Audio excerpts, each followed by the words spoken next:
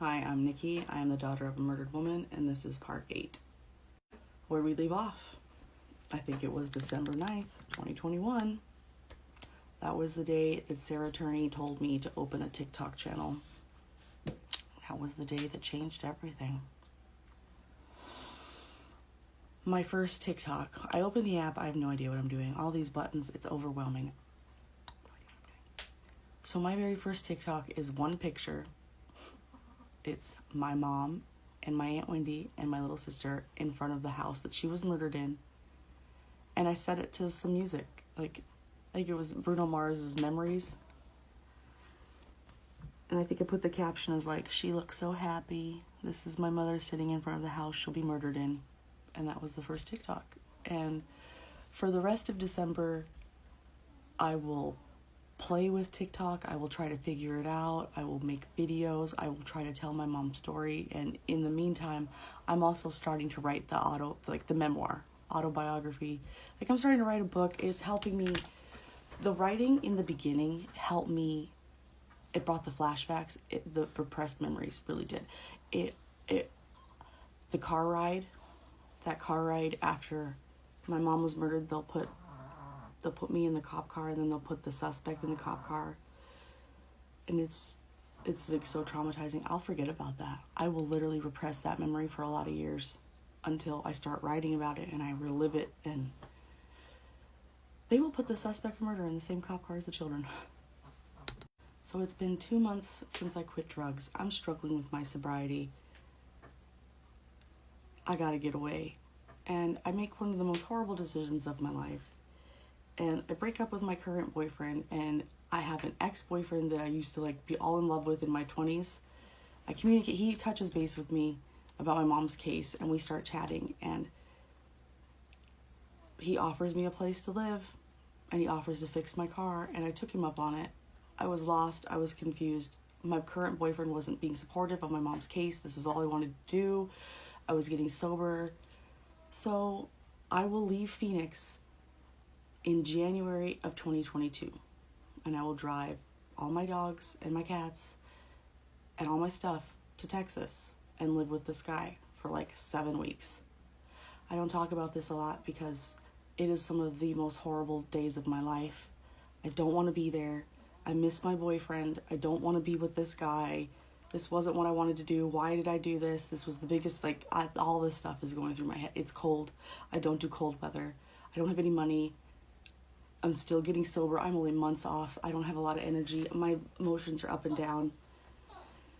But I do know that this guy is not for me. I knew it. But I was stuck there. I felt trapped.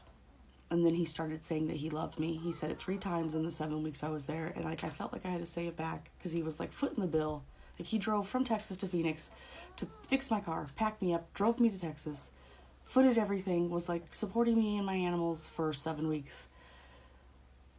So I felt like I had to stay. I don't know. I felt like I owed him something.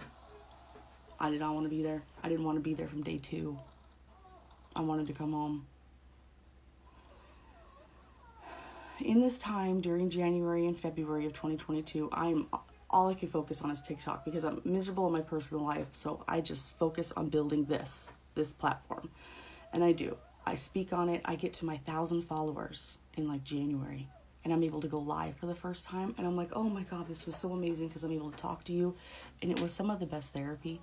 Just being able to speak on it and having people understand. So I'm really loving my TikTok life. And you guys have been so amazing. And we're getting up to, 2,000 followers. I'm so excited. People are starting to engage. Valentine's Day of 2022, he takes me to Panera. I'm like, thank you for the meal was great. The company was just, he had a long beard, slopping soup down his beard. I was not attracted to the man. I did not love the man. I didn't want to be with the man. It'll be days after Valentine's Day and something happens. My dog gets attacked. That's what happened. Dickie Birdie got attacked by one of the dogs there, and I was just so upset. And I started freaking out and screaming, and I just knew this wasn't going to work. I got to get out of here. The dog just tried to kill Dickie Birdie. I got to get out of here. And I started being on TikTok live streaming. I was I was going manic. I was having a manic episode, and I just needed to get out of Texas. And you guys helped me get out of Texas. You guys did. You helped. You helped me. You helped me with financially. You guys were so amazing through the whole journey, from packing up my car, being like scared, like, because this guy had like domestic violence charges from his previous girlfriend. I was live streaming all this for my safety. It was not making him happy. He brought home people that last night to party till like 3 a.m. I had my door locked. Dude, I peed in a bucket because I didn't want to go to the bathroom. I couldn't wait to get out of there. So the day that like I'm packing up, I'm live streaming the whole thing. We pack up my car, and I don't have any money. I don't have phone service. I have no data. That's what happened. So actually, a couple of followers helped me get out of Texas. I had their number. I was able to call them. They told me the route. So I didn't have like a way to get back. I drove back like blind. And these girls helped me. And somewhere outside of Tucson, I made it to Tucson. Like this was like a 24-hour drive. My car breaks down with 6 dogs and 2 cats in the car. I'm on my way back to Phoenix to live with my aunt, to work on my mom's case, and the car breaks down. So I contact my followers, the girls. I'm like, hey, I'm broke down, and I had no data. So I gave them the access to my TikTok account, and they talked to you guys, and you guys raised like a whole bunch of money, like $400 you guys raised for me to get me out of there. I was broke down on the side of the road on the freeway for about 24 hours. My dogs couldn't go, but they were starting to pee in the car because I was on the side of the highway. I had 2 cops come and try to help me. The second cop brought me food and brought me water, and eventually you guys, somebody from a domestic violence nonprofit or something, she contacted a trucking company that came out, and they fixed my car on the side of the road, and that I was able to continue on my journey. And I got home to my aunt's that next day, and I lived in her backyard for a couple weeks with my dogs in Phoenix in March, as I left Texas on the 28th, and I will arrive in Phoenix on March 1st, 2022.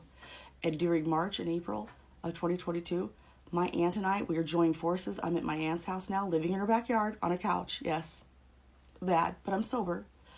I'm happy. I'm with my family. I'm in Phoenix, and now I have my aunt, and she has been the keeper of the case files for 30 years. There was so much information I didn't know because the Sedona Police Department had sent me an incomplete case file. That 200-page case file that they sent me, it's only half of my mom's case file. It's reported to be 400 pages. The Red Rock News report that my mom's case is 400 pages. Anyway, I only get half, but I get a lot of stuff from my aunt, and so I'm making TikToks left and right. I'm having like some viral. This is my first taste at going viral. Was around this time, March of 2022, and I get like my first 10,000 followers, and we're going strong. Like we're calling the Sedona Police Department. We're contacting county records because we don't have a full case file. Like my aunt and I go hard. I go hard on social media. She goes hard with contacting the Sedona Police Department like daily. And they're stonewalling her, and they don't want to talk to her because now I've been putting it online, and the Sedona Police Department's watching what I'm putting online, and they don't want to talk to us anymore. I wonder why. So we're going through March of 2022. It's towards the end of the month, and we get a letter at my aunt's house delivered from the Sedona Police Department. It was 5 paragraphs, and this letter, you've heard me talk about this letter. This letter pisses me off. It's signed by Lieutenant Carl Walk, and it's 5 paragraphs, and the first paragraph states that my mom's case is inactive. Lots of police officers have tried to work on it. The suspect hasn't been able to be contacted for interview, and at this point he can't be compelled to speak. The 4th paragraph was social media. Your own private social media is rising to the level of harassment and cannot be tolerated. They're talking about me, talking about them on here. And the 5th paragraph was them saying that they're working hard to get us a complete case file. So they are admitting that they have not given us a complete case file in March of 2022. So that's where we're going to leave off. That letter in March of 2022. We'll pick up April, May, June of 2022 next, and the Fox News story.